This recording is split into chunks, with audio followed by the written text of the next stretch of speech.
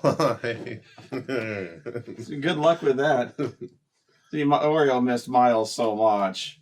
It's very, very happy. She was so happy she peed. She literally peed. She group hug. She's so sweet. She's so happy. So yeah, Miles is in town, as he loves every year to come to Bee Fest, which is a fest of bees. He loves bees. I think I made that joke last year. More than likely. No, bee movies. If you haven't checked out last year's review, it is excellent, if I do say so myself. It is as close to an official review as I've ever done. It's basically mini reviews of virtually every movie we saw there, down to Robot Jocks. We virtually review Robot Jocks in that movie, or in that review, so I would check it out. I like it. It's one of the best things I think I've ever filmed, me and Miles. So definitely check out the previous B-Fest convention footage. Very good. But we saw it this year. This was much different B-Fest than last year. Different. Do you agree? Yeah, a lot more of a mixed bag. Yeah, mixed bag of shit. Wow. This last year featured so many more like awesome movie, like awesome bad. This one featured shit bad. Shit bad. There was a couple like cheesy bad or super gay bad. Your golden tresses feel like silk on my face. Actually, the fact that they were super gay was not what made it bad. The fact that they had the Gutenberg in it made it bad.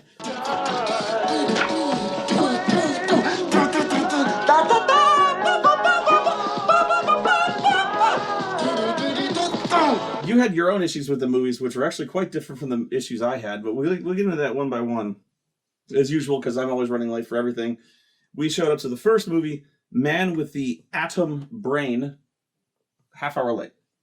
Although, not that the Man with the Atom Brain was difficult to follow, because very few movies back then were. Standard, like 1940s, black and white. Essentially the Terminator.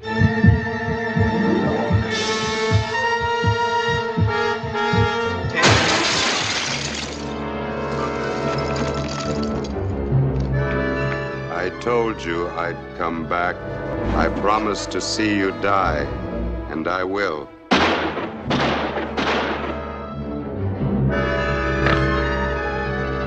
I was thinking like Body Snatchers also, because they were doing a few things to where he can act like a human and he fools people. Really, it's kind of a modern, kind of an actually interesting take on the zombie genre, when they weren't really doing spins on the zombie genre. You know what I mean? Because he was a zombie. He was not alive.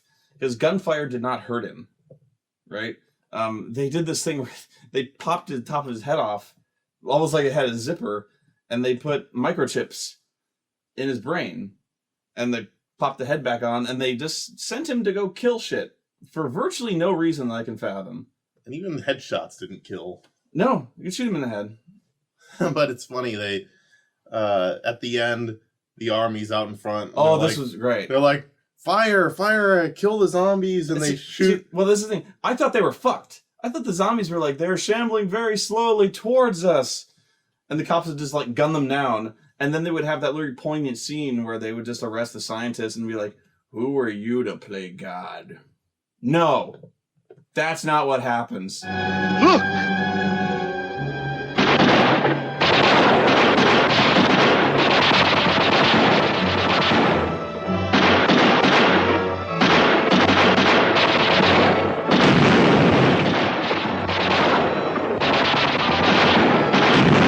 They unload all of the rounds into them. World War Z happens that day, like Judgment Day.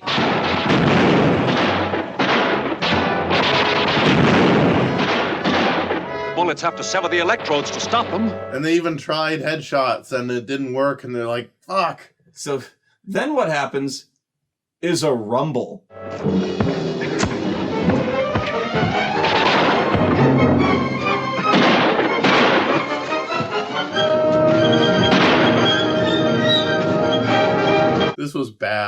bad wrestling. The cops we're doing like Femi punches, like there were like Michael Cole bumps. Yeah. Like they were going. The zombies would fight like cheesy Frankenstein style. It'd be like, and the guy, There would be one. There would actually be like wrestling bumps, like the zombie would Frankenstein between two people, go like, and there'd be a guy over here like,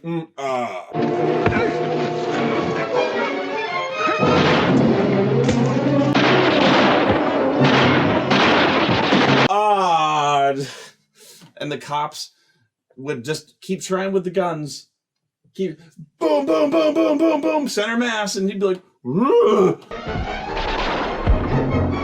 Was there any like real stunts to that? Well, I mean, during the rumble, anyone get like thrown through a windshield? I can't remember. I don't think so. No, they just kind of rumbled. Not stunts in that. There was a great really good stunt. There was a guy. He jumps in with one of the zombies. Well, yeah. He's driving off. That was the first good part. The zombies are like mind controlled. Yeah. And I guess you could see through a TV what they supposedly supposed to see through their eyes. Yes. Although several times it was a third person camera view. But yes. Anyway. Not anyway. They make a big deal out of this because they're looking through their visual scope TV. Like, because now we can direct our murder spree through their eyes. And then here's the third angle. Captain Harris, glad to see you again. Yeah, we're getting tired of looking at one another. How long do we have to stay holed up here? It may not be as long as you think. You off your rocker? I told you I'd see you die. So the zombie, he murders the police in the station like the Terminator. I guess the Terminator just ripped this movie off wholesale. And then he just gets in his car. And the guy's like, "Hey, Captain, what are you doing?" And he's like... One of his partners jumps in the car, is like, "Hey, Captain, let's go get..." No, he doesn't jump in the car yet. He's like, "Hey, Captain, what are you doing?" He's like, "Nice night for a walk." Hi, Dave. Joyce called me. Why in the world did you...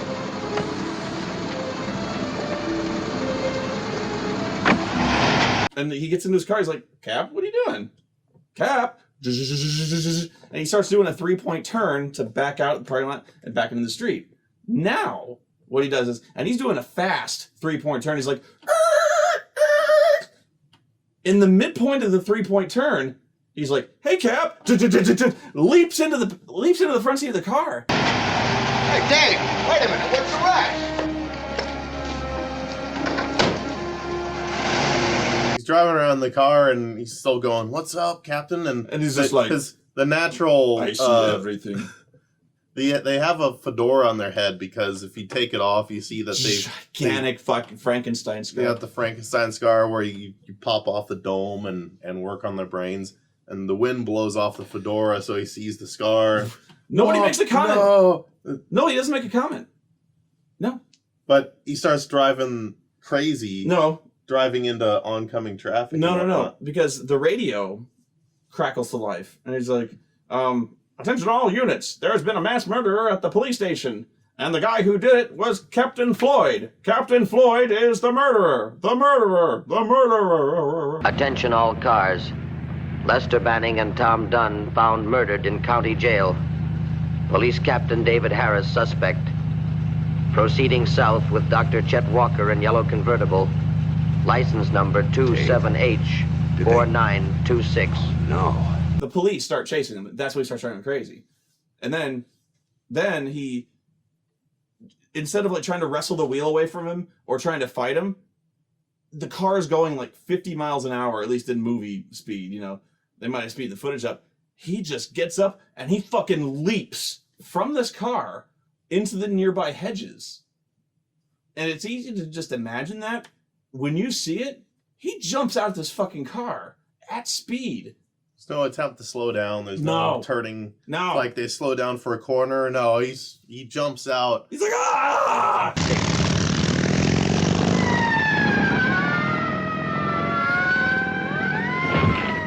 And he hits the ground, and I'm like, "Oh shit, he's dead." No. And then the next scene is some of the cops like stop to pick up his carcass, and it's like Daniel Craig in Skyfall. Like when he's already been shot twice and he leaps from the train and he ends up, you know, he lands really heavily, but he just gets up and he's like, gets his fedora and yeah. And that's the best part. He like fixes lapel. He's like, Dr. Walker, you all right? And tell him to have Dr. Norton stand by. Right. there's some kind of like inanimate carbon rod that's fueling the radio that controls their microchips. If he has any energy left at all, he will return to replenish it from the radium in this tube. Wherever he is, this will attract him like a magnet. For as much of a B movie as it was, and it was, this would actually was pretty good. And it would have been really scary had I seen this. Like, were I alive back then, I would have dug the hell out of this movie. It was really good. Especially considering when this was made. Because they had this x-ray of the dude's brains, and there was like microchips all in it.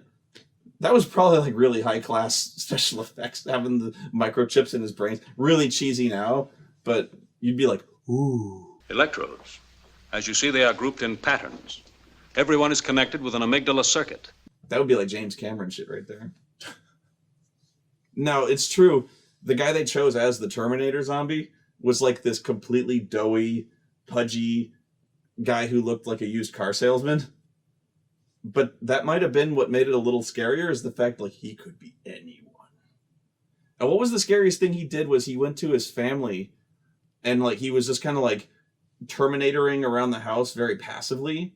I don't know why he was doing that, but like he was sitting around the kid just like acting like a stiff robot, not saying anything. He's like, "Hey daddy, check out my new Barbie."